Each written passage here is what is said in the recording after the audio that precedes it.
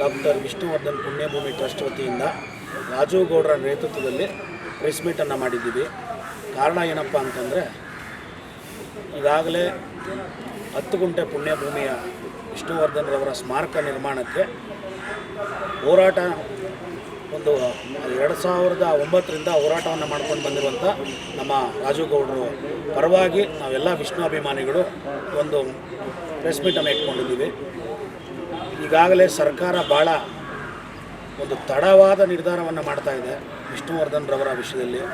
ಆದ್ದರಿಂದ ನಮ್ಮ ರಾಜು ಗೌಡರ ನೇತೃತ್ವದಲ್ಲಿ ಈಗಾಗಲೇ 18ನೇ ತಾರೀಕಿನಿಂದ 20ನೇ ತಾರೀಕುವರೆಗೂ ಆಮಂತ್ರಣ ಉಪವಾಸ ಮಾಡ್ತಾಯಿದ್ದೀವಿ. ನಮ್ಮೆಲ್ಲ ವಿಷ್ಣು ಅಭಿಮಾನಿಗಳು ಹಾಗೂ ಎಲ್ಲ ವಿಷ್ಣು ಒಕ್ಕೂಟಗಳಿಂದ ಹಾಗೂ ಕನ್ನಡ ಒಕ್ಕೂಟಗಳಿಂದ.